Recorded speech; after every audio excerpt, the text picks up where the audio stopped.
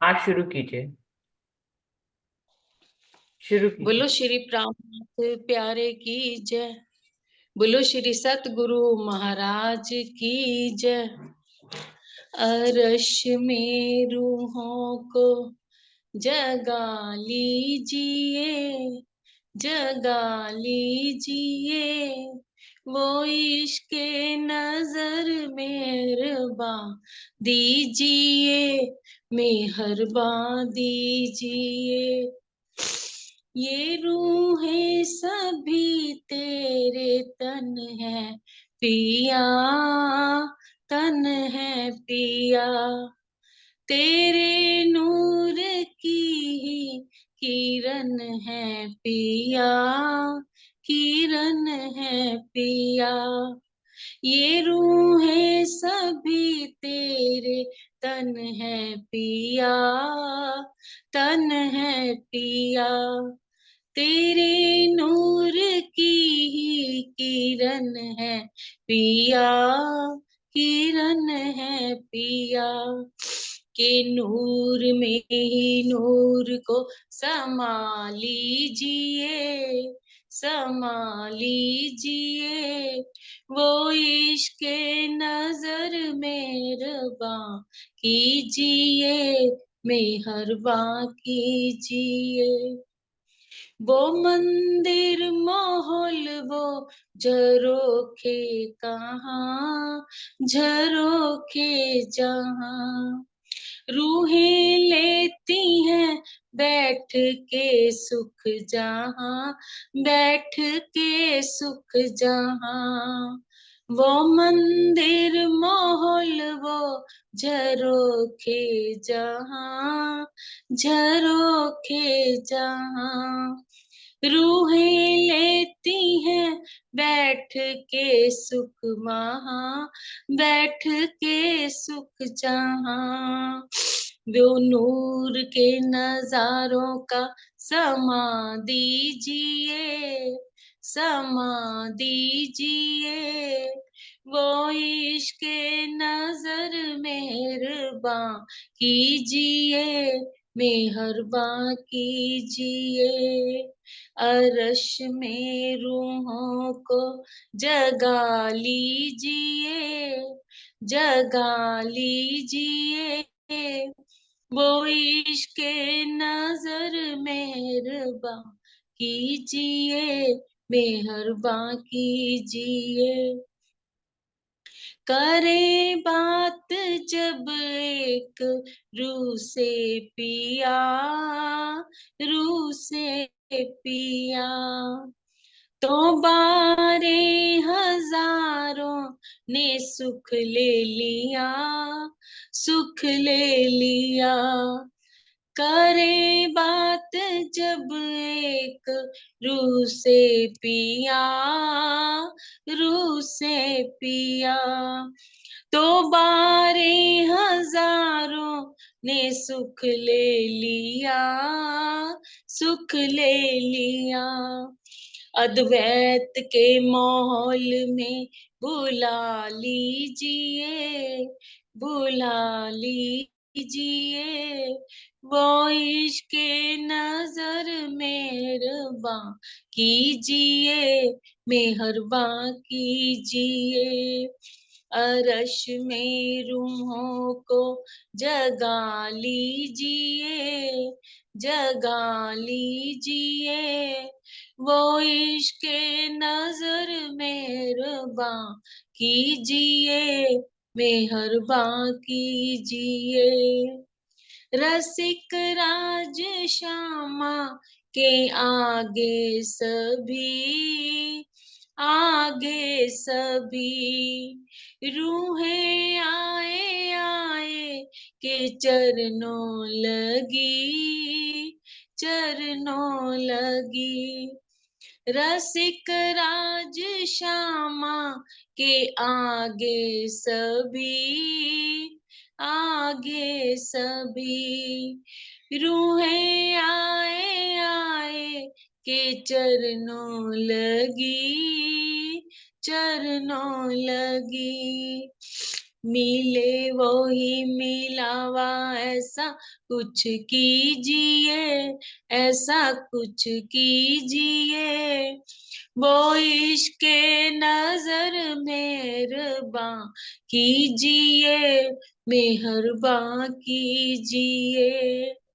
अरश में रूहों को जगा लीजिए, जगा लीजिए।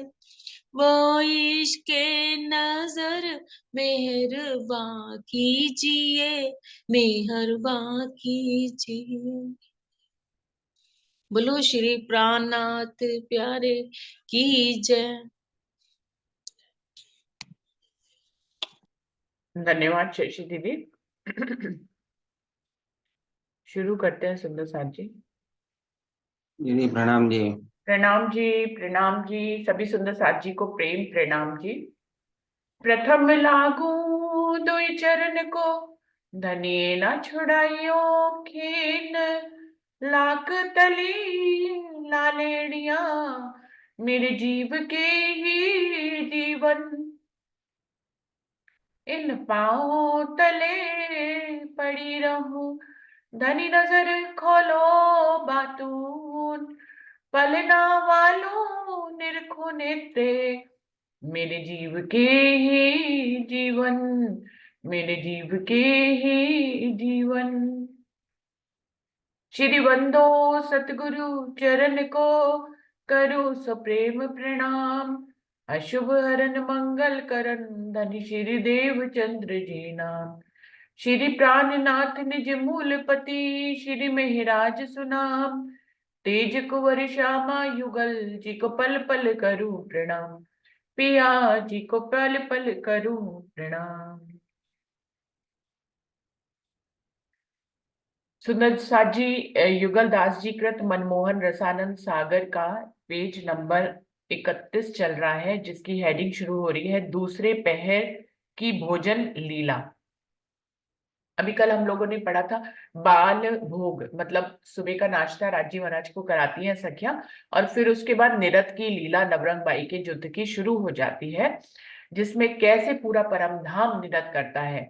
पशु पक्षी सारे पशु जो है वो बाजे बजाते हैं, पक्षी भी बाजे बजाते हैं। परम धाम का थंब हो, दीवार हो, मंदिर हो, मेहराबे हो, इवन आभूषणों पे लगी हुई आभूषणों की चित्रकारी में लगी हुई पुतलियां, चाहे थंबों में लगी हुई पुतलियां हो, कोई भी ऐसा नहीं था जो निरत से खाली है। सभी लोग निरत कर रहे थे, खूब खुशहालियां हैं, सभी निरत में मग्न रहती हैं। तो परम धाम में जब निरत होता है तो पूरा परम धाम निरत में मग्न हो जाता है। और कह रहे हैं कि सब जो है अपने होश खोकर जो है आनंद स्वरूपा बन के सब लोग निरत करते हैं।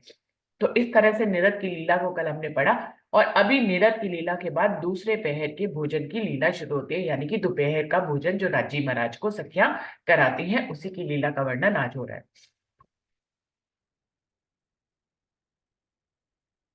अब 5 घड़ी दिन चढ़ते, जे सखी बन को गई थी, ते पहर भरे दिन चढ़ते भवन में आई।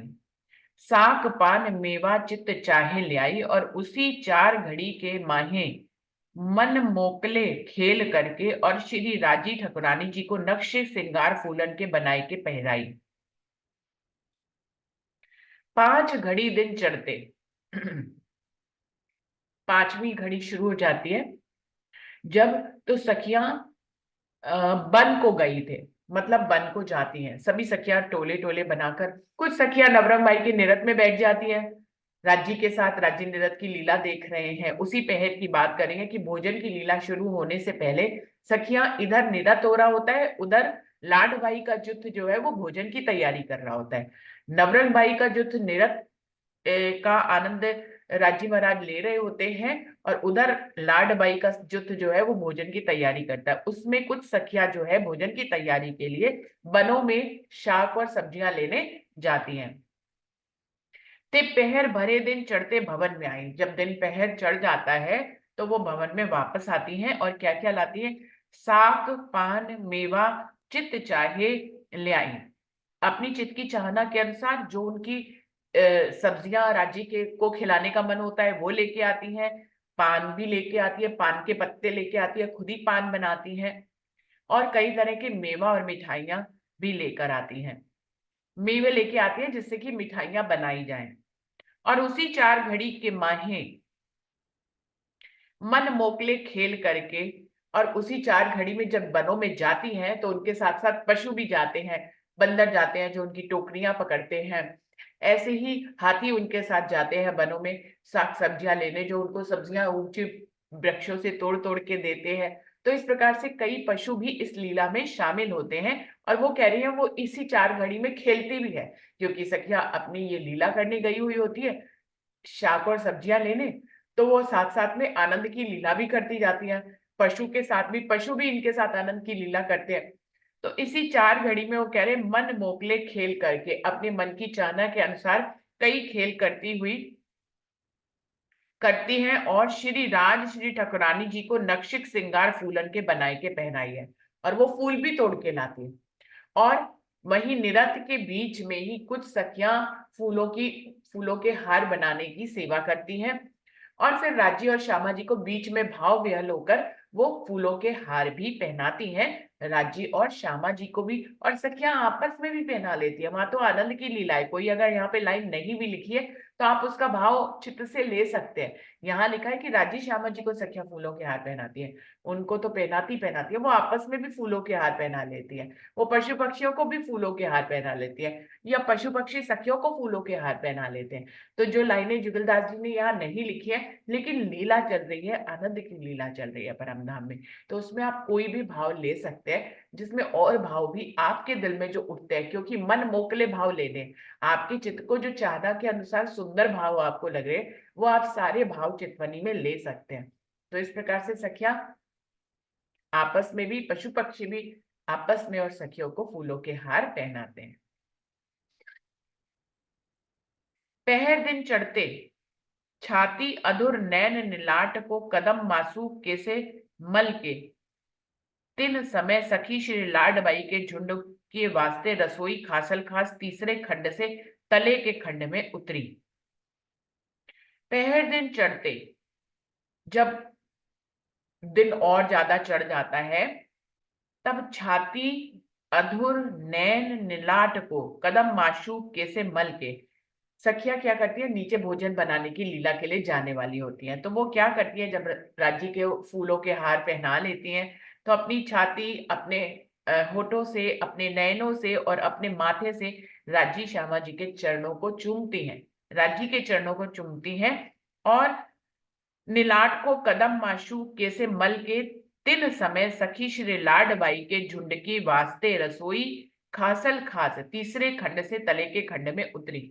लाडबाई का युद्ध स्पेशली अपनी 300 सखियों को लेकर, जो कि निरत की लीला में मगन था, अभी वो भी नवरंग बाई के निरत को देख रही होती है। ऐसे में क्योंकि भोजन का समय हो जाता है तो लाडबाई अपनी 300 सखियों के झुंड को साथ लेकर तीसरी भूम से पहली भूम में भोजन बनाने की लीला के लिए आ जाती हैं।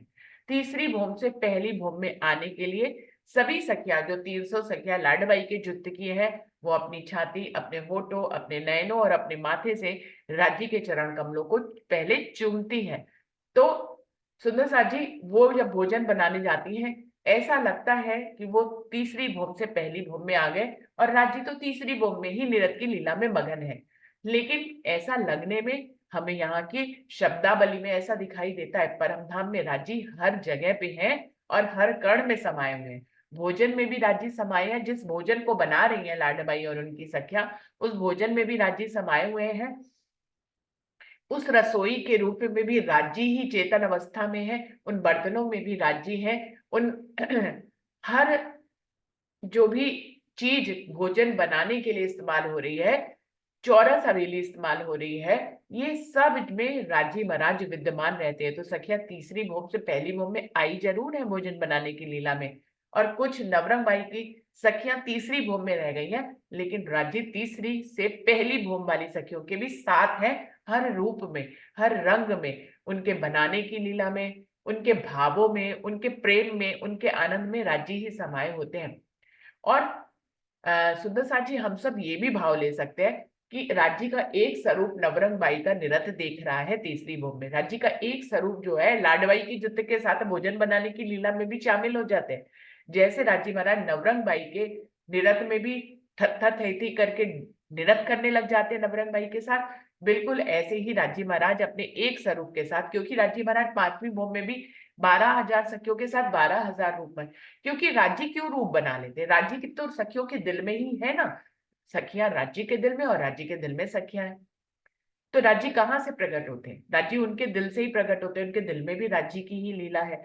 तो इस प्रकार से लाडबाई के ज्योति के साथ भोजन बनाने की लीला में भी आनंद करने के लिए राज्य वहां पर प्रस्तुत हो जाते हैं। तो कहीं पे भी परमधाम में जुदाईगी का एहसास नहीं है। इस तरह से सखियां जो है वो तीसरी भोग से पहली भोग में भोजन बनाने की लीला में शामिल होती है।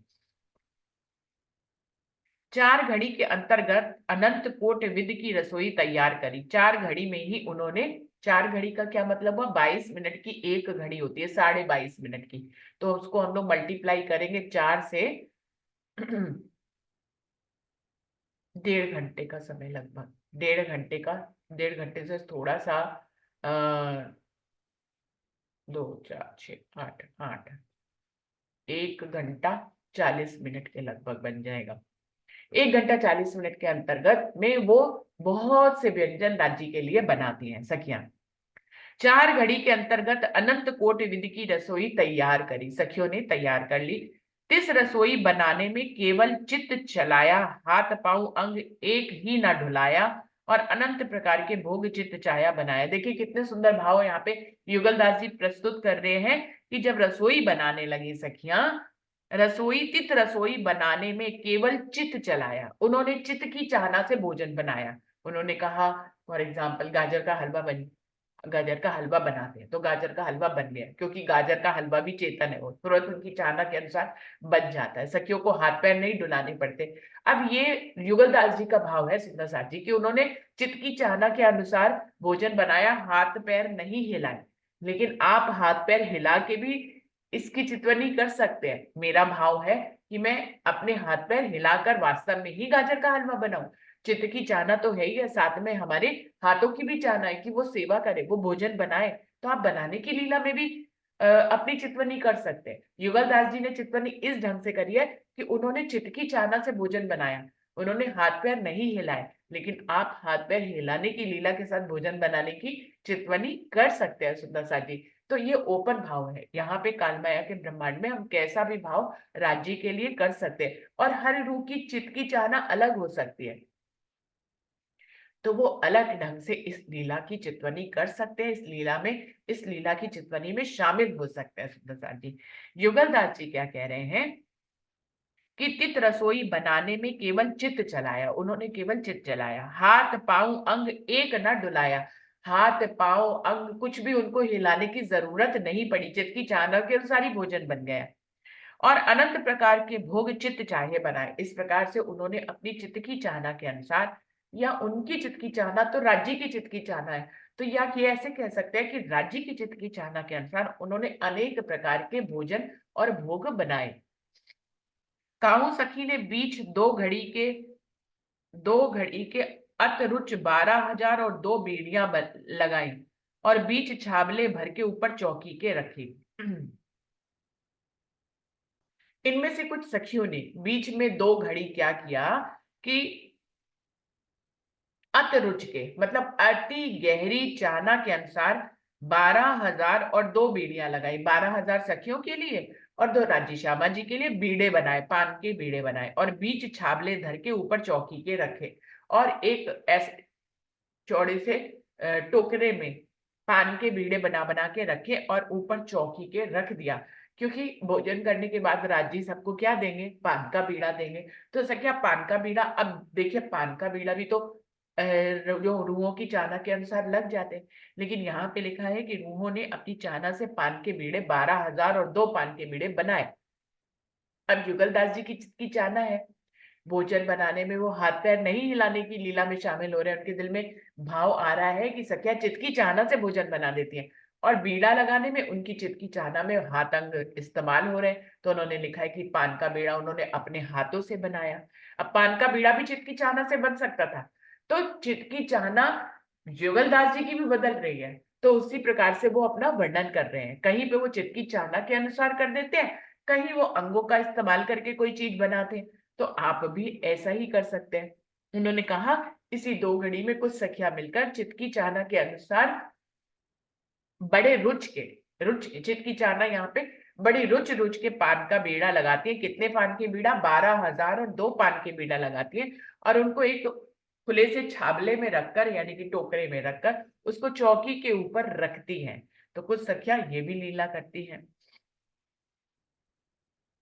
फूलन के श्रृंगार कराई के ऊपर श्रीराज श्री ठकुरान जी के वर्षा फूलन की बरसाई। अब कुछ सखियों ने राज्य के लिए श्रृंगार कराने के लिए राज्य श्यामा जी के फूलों के हार बनाए। फूलों के हार से राज्य श्यामा जी को फूलों के हार पहनाते हैं। और ऊपर से कुछ सखियां क्या करती है? फूल राज्य के ऊपर उसकी बारिश करती है। तो इस प्रकार से ये भी आनंद की लीला चलती है। आनंद की लीला निरत की चल रही है। कौन? नीले पीले मंदिर के सामने। कौन? तीसरी भोग की पड़साल पे। उसके साथ साथ कई लीलाएं चल रही हैं। सखियां बनों में जा रही हैं, शाकपान मेवा लेकर आ रही हैं, फिर चित्त की चाहना के अनुसार भोजन बना रही हैं, फिर चित्त की चाहना के अनुसार वो पान बीड़ा लगा रही हैं, फिर चित्त की चाहना के अनुसार फूलों के हार बना रही हैं, फिर चित्त की चाहना के अनुसार राज्य और श्यामा जी का श्रृंगार करा रही हैं। सखियों का भी श्रृंगार करा रही हैं फूलों से। फिर चित्त की चाहना के अनुसार कुछ सखियां क्या करती हैं? राज्य श्यामा जी के ऊपर फूलों की वर्षा भी करती हैं।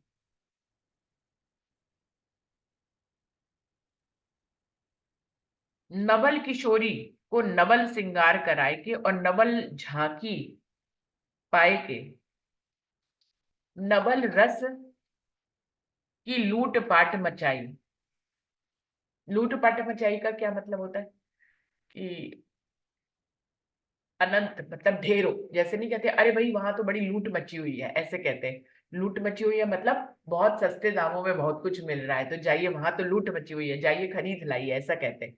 तो यानी कि जो आपकी उम्मीद हो उससे भी कहीं ज्यादा जब कुछ मिलता है तो उसको क्या कहते हैं? लूट पाट मच गई है। जाओ भाई वहां से उसका फायदा ले आओ।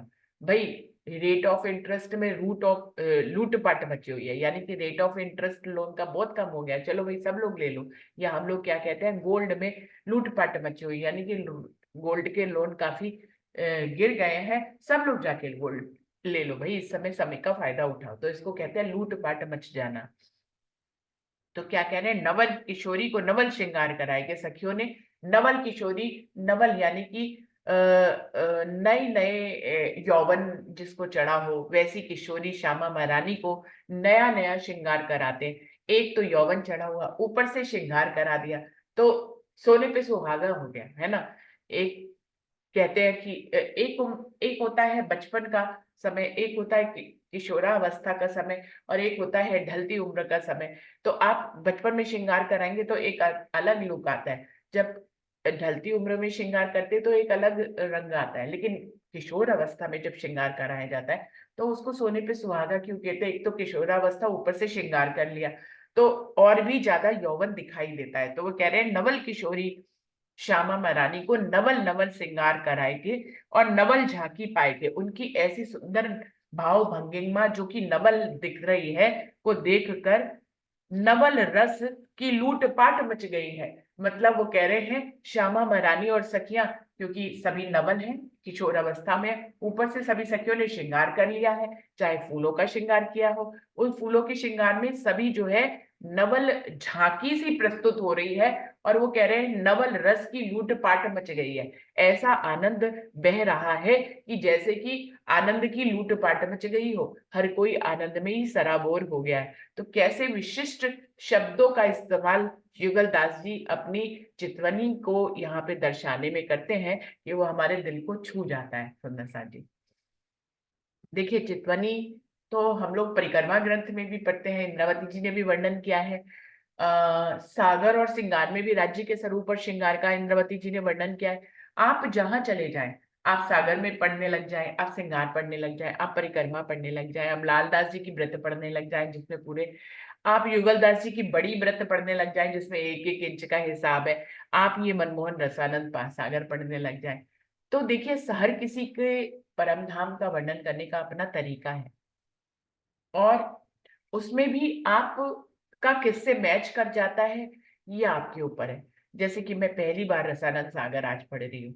मैंने चित्तवनी की इतनी किताबें पढ़ी है, चरचनी की इतनी किताबें पढ़ी हैं, परिक्रमा, सागर सिंगार हम लोग पहले ही पढ़ चुके हैं। तो आप देखिए इंद्रावती जी ने जितना वर्णन किया है वो मर्यादिक वर्णन है। उन्होंने पूरा नख से शिख तक राज्य का वर्णन किया है, लेकिन मर्यादा उसमें रही है।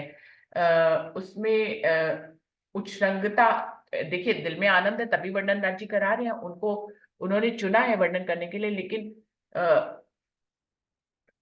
देखिए प्रेम का आनंद तो उनमें भी है, ऐसा नहीं कह सकते।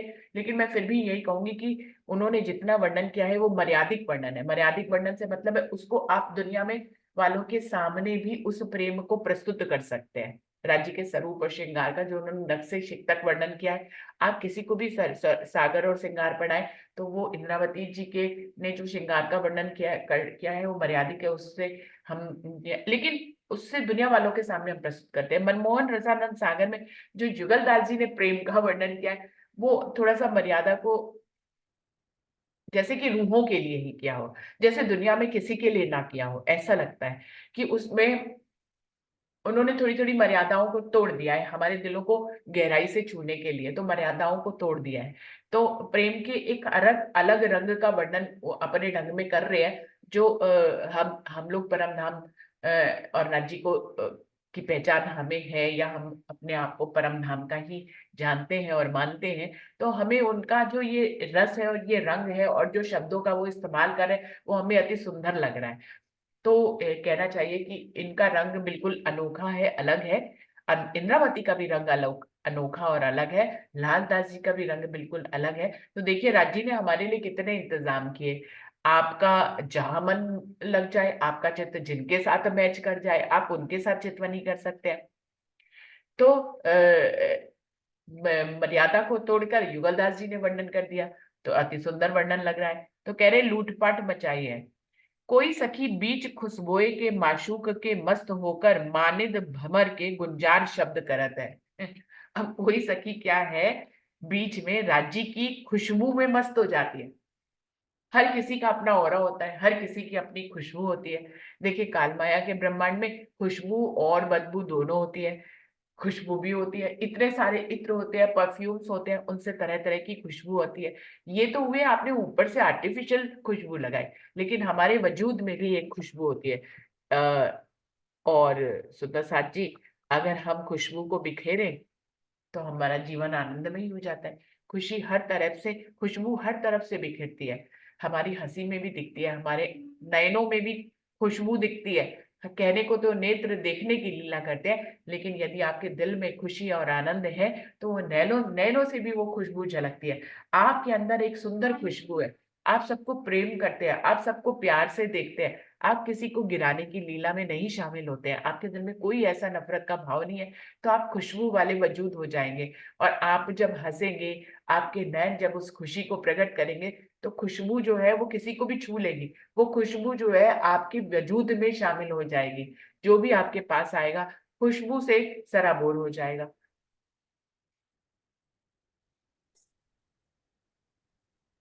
तो क्या कह रहे, कोई सखी बीच खुशबोए के मासूक के मस्त होकर मादिद भ्रमर के गुंजार शब्द करते। कोई सखी जो है राज्य की खुशबू में इतनी मस्त हो जाती है कि वो एक भंवरे के समान शब्द गुंजार करने लगती है।